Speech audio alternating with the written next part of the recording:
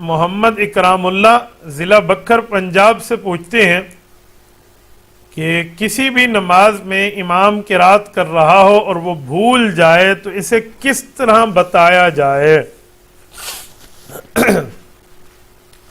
بھائی کرام اللہ، نماز میں جب امام قرات بھول جاتا ہے نا، تو اس کے بھول جانے پر جو اسے پیچھے سے سمجھایا جاتا ہے مقتدی اور سامع کی طرف سے، اسے لقمہ کہتے ہیں کہ جو لقمہ ہے وہ کس طرح دیا جائے۔ اس لقمے سے مراد کھانے کا لقمہ نہیں ہے، قرات قرآن کا لقمہ ہے، الفاظ قرآن کا لقمہ ہے کہ اسے سمجھایا جائے گا بابا یوں نہیں ہے، یوں ہے۔ اس بارے میں ایک تفصیل ذہن میں رکھیں کہ یوں نہیں ہے کہ وہ اٹکا اور آپ نے بس بالکل انتظار پہ ٹھہرے تھے اور ریڈی ٹو فائر تھے، آپ جیسے وہ ٹھک آپ نے لقمہ، آپ کا علم جوش مار رہا تھا، آپ کی قرات جوش مار رہی تھی، یوں نہیں ہے۔ دیکھا جائے گا کہ جو امام اٹکا ہے، کیا اس نے اپنی اٹک ایسی رکھی ہے، ایسا طرح پہ اٹکا ہے کہ اس سے اسلام کی نماز کا معنی بدل گیا، قرآن کا لفظ بدل گیا، مطلب ہی بالکل ختم ہو گیا، کیا پوچھنا کیا بتانا تھا، وہ کلمہ کفر ہو گیا، تو پھر بتانا چاہیے۔ اور اگر ایسی بات نہیں ہے، کوئی چھوٹی موٹی سی بات ہے اور امام اٹکنے کے تھوڑا ٹائم بعد جا کے اس کو ٹھیک کر لیتا ہے، تو پھر کوئی ضرورت نہیں ہے بتانے کی۔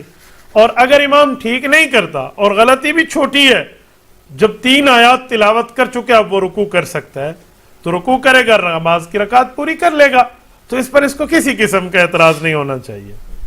اس کے ساتھ ایک بات یہ بھی ذہن میں رکھیں کہ امام صاحب اٹک گیا ہے، اب بتانے والے نے پیچھے سے نہیں بتایا، تو امام کو چاہیے اس قرات کو موقوف کرے اور کوئی اور سورت پڑھ لے، اس سے نماز نہیں ٹوٹتی۔ میں مثال دیتا ہوں، وَشَرَوْهُ بِثَمَنٍ بَخْسٍ دَرَاهِمَ مَعْدُودَةٍ، سورت نمبر 12 سورت یوسف پڑھ رہا ہے وہ آدمی، اور اس پڑھنے کے دوران اس سے مسٹیک ہو جاتی ہے یا بھول جاتا ہے کہ آگے مجھے کیا پڑھنا ہے، وہ وَأَلَمْ نَشْرَحْ لَكَ صَدْرَكَ پڑھ لے آگے سے، کوئی نماز نہیں ٹوٹتی۔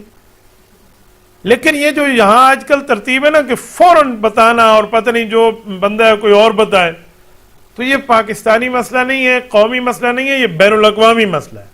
بعض اوقات امام پھر اس کو مائنڈ کر جاتے ہیں کہ بھائی آپ نے بتانا بھی ہے تو آپ سے تھوڑا صبر نہیں ہوتا، تھوڑا سا مجھے پڑھنے دیں، ہاں جب میں لفظ نہیں اٹھا سکوں، مثال تراویحوں میں چل رہا ہے تو پھر بندہ پیچھے سے بتا ہی دے، تو امام کو لقمہ لے لینا چاہیے۔